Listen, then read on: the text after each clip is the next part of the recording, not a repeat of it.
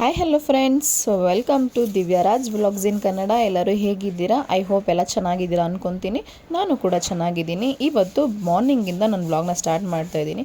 ಪುಟ್ಟದಾಗಿ ಆಚೆ ರಂಗೋಲಿ ಹಾಕಿ day start ಮಾಡ್ತಾ ಇದ್ದೀನಿ. ಇವತ್ತು ಬೆಳಗ್ಗೆನೇ ಯಾಕೆ ಇಷ್ಟೆಲ್ಲ ಕೆಲಸ ಮಾಡ್ಕೊಂಡು ಮನೆಯೆಲ್ಲ ಒರೆಸ್ತಾ ಇದ್ದೀನಿ ಅಂತ ಅಂದರೆ, ನಾವಿವತ್ತು ದೇವ್ರ ಪೂಜೆ ಮಾಡಿಸ್ತಾ ಇದ್ದೀವಿ. ನಮ್ಮ ಫ್ಯಾಮಿಲಿಲಿ ಒಬ್ಬರಿಗೆ ಪಾಪು ಆಗಿದೆ. ಅದರಿಂದ ಅದನ್ನು ಸೂತ್ಕ ತೊಗೋಬೇಕಾಗಿರೋದ್ರಿಂದ ನಾನು ಇವತ್ತು ಬೆಳಗ್ಗೆನೇ ಎಲ್ಲ ಕೆಲಸ ಮಾಡಿಕೊಂಡು ಸಂಜೆ ಅಷ್ಟರಲ್ಲಿ ದೇವ್ರ ಪೂಜೆ ಮಾಡ್ಸೋಣ ಅಂತೇಳಿ ಎಲ್ಲ ಕೆಲಸ ಮಾಡ್ಕೋತಾ ಇದ್ದೀನಿ.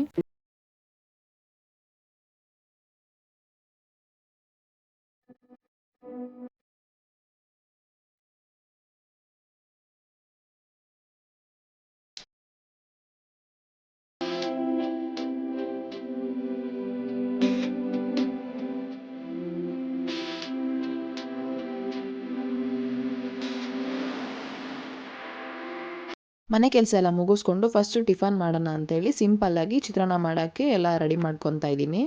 ನಮ್ಮ ಪಾಪುಗೆ ಚಿತ್ರಾನ್ನ ಅಂದರೆ ಇಷ್ಟ, ಯಾಕಂದರೆ ಅದರಲ್ಲಿ ಖಾರ ಎಲ್ಲ ಜಾಸ್ತಿ ಇರಲ್ಲ ಅಲ್ವಾ, ಸೊ ತುಂಬ ಇಷ್ಟಪಟ್ಟು ತಿಂತಾನೆ ಅಂತ ಹೇಳಿ ಚಿತ್ರಾನ್ನ ಮಾಡಿಬಿಟ್ಟೆ.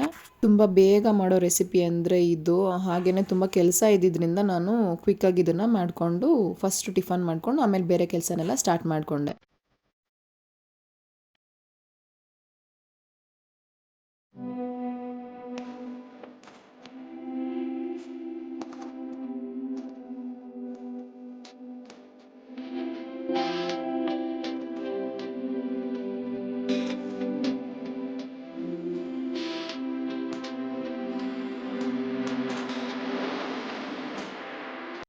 ಟಿಫನ್ ಎಲ್ಲ ಮುಗಿಸ್ಕೊಂಡು ಸ್ನಾನ ಎಲ್ಲ ಮಾಡಾದಮೇಲೆ ದೇವ್ರ ನೀರು ತರಬೇಕಾಗುತ್ತೆ. ದೇವ್ರ ನೀರು ತರೋಕ್ಕೂ ಮುಂಚೆ ನಾವು ಹೊಸ್ಲು ಪೂಜೆ ಮಾಡಬೇಕು. ಹೊಸ್ಲು ಪೂಜೆ ಮಾಡ್ದೇ ನಾವು ದೇವ್ರ ನೀರು ತರೋ ಹಾಗಿಲ್ಲ. ಸೊ ಅದರಿಂದ ಫಸ್ಟು ಹೊಸ್ಲು ಪೂಜೆ ಮಾಡಿ ಅದಾದಮೇಲೆ ದೇವ್ರ ನೀರು ತರೋಕ್ಕೆ ಅಂತ ನಮ್ಮ ಅತ್ತೆ ಮನೆ ಹತ್ರನೇ ಹೋದೆ. ಫಸ್ಟೆಲ್ಲ ಅಲ್ಲಿ ಮುಂದೆಗಡೆ ಟ್ಯಾಂಕಿ ಇದೆ, ಅಲ್ಲಿ ಹೋಗಿ ನಾವು ದೇವ್ರ ನೀರು ತೊಗೊಬರ್ತಾಯಿದ್ವಿ. ಇಲ್ಲೇ ನಮ್ಮ ಅತ್ತೆ ಇಲ್ಲೇ ತೊಗೊಳ್ಳೋಣ ಅಂತ ಹೇಳಿ ಅವ್ರ ಮನೆ ಹತ್ರನೇ ತೊಗೊಳಕ್ಕೆ ಬಂದೆ. ನಮ್ಮ ಕಡೆ ಎಲ್ಲ ಯಾವಾಗೇ ಈ ಥರ ದೇವ್ರ ಪೂಜೆ ಮಾಡಿಸ್ಬೇಕು ಮನೇಲಿ ಅಂತ ಅಂದರೆ ಮನೆಯೆಲ್ಲ ಕ್ಲೀನ್ ಮಾಡಿ ಒಂದು ಕಡೆಯಿಂದ ಈ ಥರ ದೇವ್ರ ನೀರು ತಂದೇನೆ ನಾವು ಅಡುಗೆ ಮಾಡಿ ದೇವ್ರಿಗೆ ನೈವೇದ್ಯ ಅಂತ ಅಡುಗೆ ಮಾಡಬೇಕು. ಈಗ ತಾನೇ ಹಬ್ಬದಲ್ಲೆಲ್ಲ ಮಾಡಿದ್ರಿಂದ ಅಷ್ಟಾಗೇನು ಕೆಲಸ ಇರಲಿಲ್ಲ. ಏನು ಯೂಸ್ ಮಾಡಿದ್ವೋ ಅದಷ್ಟನ್ನೇ ನಾವು ಕ್ಲೀನ್ ಮಾಡಿಕೊಂಡು ಪೂಜೆಗೆಲ್ಲ ರೆಡಿ ಮಾಡ್ಕೊಂಡ್ವಿ.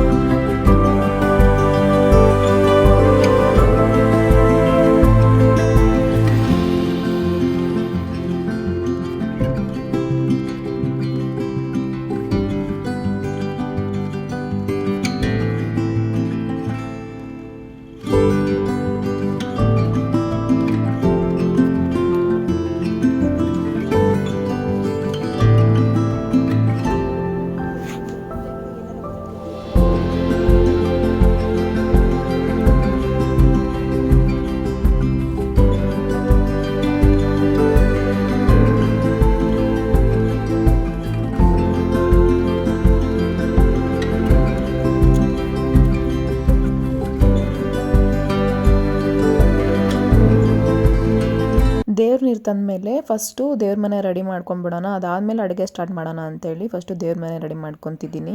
ರೀಸೆಂಟಾಗಿ ನಾವು ಈ ದೇವ್ರ ಮನೆ ಮಾಡಿಸ್ಕೊಂಡಿದ್ದು. ಫಸ್ಟು ನಾವು ಈ ಕಡೆ ಟಿ ವಿ ಇದೆ, ಅಲ್ಲಿ ನಾವು ದೇವರು ಇಟ್ಬಿಟ್ಟು ಪೂಜೆ ಮಾಡ್ತಾಯಿದ್ವಿ. ಹಾಗೇನೆ ಅಲ್ಲಿ ದೇವ್ರ ಮನೆ ಏನಿರಲಿಲ್ಲ, ಅದರಿಂದ ನಾನು ಅಷ್ಟಾಗಿ ದೇವ್ರ ಸಾಮಾನುಗಳನ್ನೆಲ್ಲ ನಾನೇನು ತೊಗೊಂಡಿರಲಿಲ್ಲ, ಸಿಂಪಲ್ಲಾಗೆ ಇಟ್ಕೊಂಡಿದ್ದೆ. ನಾನು ದೇವ್ರ ಮನೆ ಕ್ಲೀನ್ ಮಾಡೋದಕ್ಕೆಲ್ಲ ತುಂಬ ಹೊತ್ತೇನು ತೊಗೊಳ್ಳಲ್ಲ, ಬೇಗ ಬೇಗನೆ ಕ್ಲೀನ್ ಮಾಡ್ಕೊಂಡ್ಬಿಡ್ತೀನಿ. ಯಾಕಂದರೆ ಅಷ್ಟಾಗಿ ಐಟಮ್ಸು ಇಲ್ಲ ಅಲ್ವಾ, ಸೊ ಬೇಗ ಬೇಗ ಕ್ಲೀನ್ ಮಾಡ್ಕೊಬಿಡ್ತೀನಿ.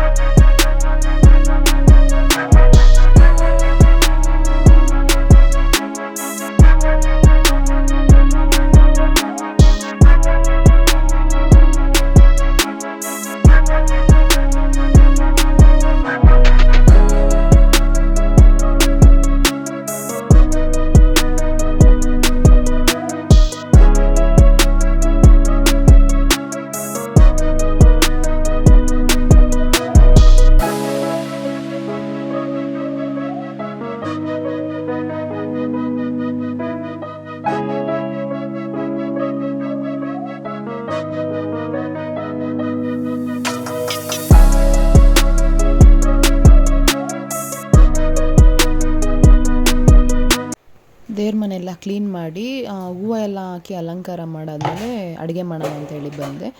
ಇಲ್ಲಿ ನಾನ್ ವೆಜ್ ಮಾಡ್ತಾಯಿಲ್ಲ, ಆ್ಯಕ್ಚುಲಿ ನಾನ್ ವೆಜ್ಜೇ ಮಾಡಬೇಕು ಕಂಪಲ್ಸರಿ.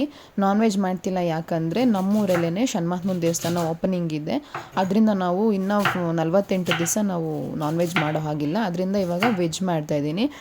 ಸಿಂಪಲ್ಲಾಗಿ ತರಕಾರಿ ಸಾಂಬಾರು ಹಾಗೆ ಪಾಯಸ, ಅನ್ನ, ಮುದ್ದೆ ಆ ಥರ ಮಾಡ್ತಾಯಿದ್ದೀನಿ.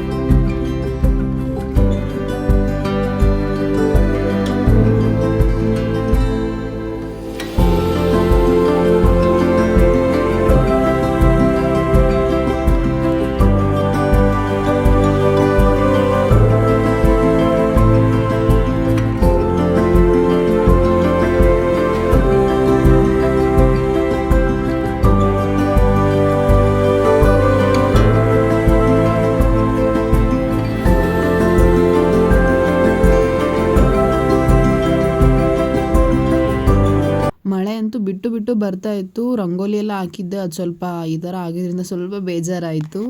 ಏನು ಮಾಡೋಕ್ಕಾಗಲ್ಲ ಅಂತ ಹೇಳಿ ಬಂದ್ಬಿಟ್ಟೆ. ಹಾಗೆಯೇ ಅಡುಗೆ ಮಾಡ್ಕೊತಾನೆ ನಾನು ಕಿಚನ್ ಕ್ಲೀನ್ ಮಾಡ್ಕೊಳ್ಳೋಣ ಅಂತೇಳಿ ಕ್ಲೀನ್ ಮಾಡ್ಕೊತಾ ಇದ್ದೆ. ಈ ಥರ ಕ್ಲೀನ್ ಮಾಡ್ಕೊಂಡಿಲ್ಲ ಅಂದರೆ ನಿಜ ಆಮೇಲೆಲ್ಲ ಎಂಡಲ್ಲಿ ಸಿಕ್ಕಾಪಟ್ಟೆ ಕೆಲಸ ಇರುತ್ತೆ ನನಗೆ. ಅದಕ್ಕೆ ಅಡುಗೆ ಮಾಡ್ತಾನೆ ಈ ಥರ ಕ್ಲೀನ್ ಮಾಡ್ಕೊಂಡ್ಬಿಟ್ರೆ ಒಳ್ಳೆಯದು. ಅಂದರೆ ಈಸಿ ಆಗುತ್ತೆ ನನಗೆ. ನೆಕ್ಸ್ಟು ಆರಾಮಾಗಿ ರೆಸ್ಟ್ ಮಾಡ್ಬೋದು ಅನ್ನೋ ರೀಸನ್ಗೋಸ್ಕರ ಈ ಥರ ಅವಾಗಿಂದವಾಗೆ ಕ್ಲೀನ್ ಮಾಡ್ಕೊಂಡ್ಬಿಡ್ತೀನಿ. ಹಬ್ಬದಲ್ಲೇ ಎಲ್ಲ ಕೆಲಸ ಮಾಡಿ ಸ್ವಲ್ಪ ಟಯರ್ಡ್ ಆಗಿತ್ತು. ಹಿಂದೆನೇ ಇದಕ್ಕೆ ಕೆಲಸ ಮಾಡಬೇಕಲ್ಲ, ಸೊ ಅದಕ್ಕೆ ಜಾಸ್ತಿ ನಾನು ರಿಸ್ಕ್ ತೊಗೊಳೋದು ಬೇಡ ಅಂತ ಹೇಳಿ ಸಿಂಪಲ್ಲಾಗೇ ಅಡುಗೆ ಮಾಡಿಕೊಂಡು ಮಾಡ್ತಾಯಿದ್ದೀನಿ. ದೇವಸ್ಥಾನ ಓಪನಿಂಗ್ ಇರಲಿಲ್ಲ ಅಂದಿದ್ರೆ ಕಂಪಲ್ಸರಿ ನಾನ್ ವೆಜ್ ಮಾಡಲೇಬೇಕಾಗಿತ್ತು. ಅವಾಗ ಸ್ವಲ್ಪ ಕೆಲಸ ಜಾಸ್ತಿ ಆಗ್ತಿತ್ತು ಅಷ್ಟೇ, ಅದು ಬಿಟ್ಟರೆ ಬೇರೇನಿಲ್ಲ.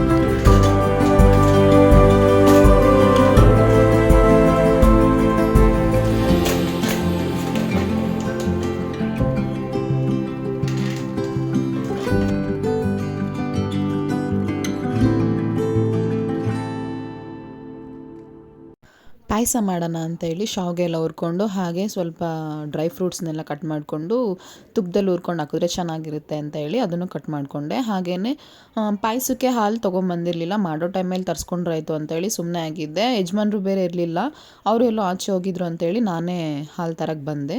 ಬಂದು ನಿಂತ್ಕೊಂಡು ನೋಡ್ತೀನಿ, ಇಷ್ಟು ಚೆನ್ನಾಗಿ ಕಾಣಿಸ್ತಾ ಇತ್ತು. ಮಳೆ ಬೇರೆ ಅವಾಗ ತಾನೇ ಬಂದು ನಿಂತಿದ್ರಿಂದ ಗ್ರೀನರಿ ಎಲ್ಲ ಸಕ್ಕತ್ತಾಗಿ ಕಾಣಿಸ್ತಾ ಇತ್ತು. ಬೆಟ್ಟ, ಮೋಡ, ಮರ, ಗಿಡಗಳು ಒಂಥರ ತುಂಬ ಚೆನ್ನಾಗಿ ಕಾಣಿಸ್ತಾ ಇತ್ತು. ಅದಾದಮೇಲೆ ಮನೆಗೆ ಬಂದು ಪಾಯಸ ಎಲ್ಲ ಮಾಡಿಟ್ಟು ಅಡುಗೆದೆಲ್ಲ ಏನು ಕೆಲಸ ಇದೆಯೋ ಅದನ್ನೆಲ್ಲ ಮುಗಿಸ್ಕೊಂಡೆ. ಅದಾದಮೇಲೆ ದೇವ್ರ ಪೂಜೆ ಮಾಡೋಣ ಅಂತೇಳಿ ದೇವ್ರ ಮನೆಯೆಲ್ಲ ಮತ್ತೆ ರೆಡಿ ಮಾಡಿಕೊಂಡು ಪೂಜೆ ಮಾಡ್ಕೊತಾ ಇದ್ದೆ. ಅಷ್ಟರಲ್ಲಿ ಹಸ್ಬೆಂಡ್ ಕೂಡ ಮನೆಗೆ ಬಂದಿದ್ದರು. ಅವರು ಕೂಡ ಸ್ವಲ್ಪ ಹೆಲ್ಪ್ ಮಾಡ್ತಾಯಿದ್ರು. ಏನಪ್ಪ ಅಂದರೆ ಹಸ್ಬೆಂಡ್ ಮನೇಲಿದ್ರೇನೋ ಒಂದು ಸ್ವಲ್ಪ ಸಮಾಧಾನ ಅನ್ನೋ ಥರ ಇರುತ್ತೆ ನನಗೆ. ನಾನು ಫಸ್ಟು ಪೂಜೆ ಎಲ್ಲ ಮಾಡಿ ಮುಗಿಸ್ಕೊಂಡೆ. ಅದಾದಮೇಲೆ ಈ ಥರ ದೇವ್ರನ್ನ ಇಟ್ಟು ರೆಡಿ ಮಾಡ್ಕೊತಾ ಇದ್ರು.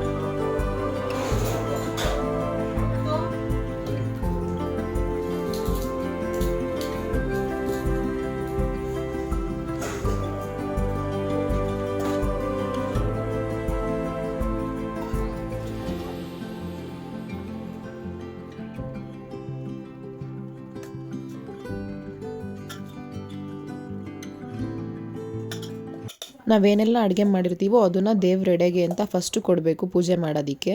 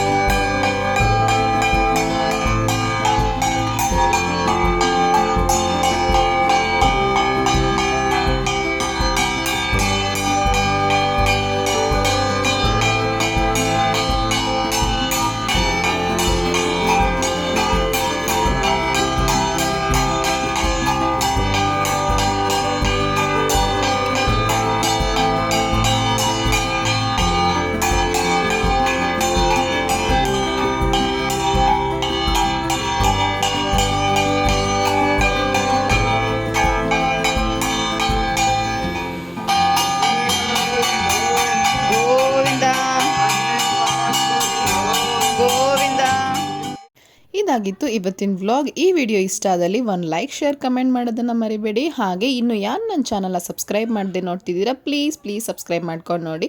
ಹಾಗೆ ಪಕ್ಕದಲ್ಲಿರೋ ಬೆಲ್ ಐಕನ್ನ ಪ್ರೆಸ್ ಮಾಡಿ ಅದರಲ್ಲಿ ಆಲ್ ಅಂತ ಆಪ್ಷನ್ ಇರುತ್ತೆ, ಅದನ್ನು ಕ್ಲಿಕ್ ಮಾಡಿ.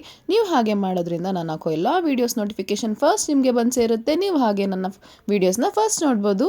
ನೆಕ್ಸ್ಟ್ ವ್ಲಾಗಲ್ಲಿ ಸಿಗ್ತೀನಿ. Until then keep watching, stay safe, bye. Jashwan ತಗೋ ತಮ್ಮ ಚಿನ್ನೋಗು. ಬರ್ಗರ್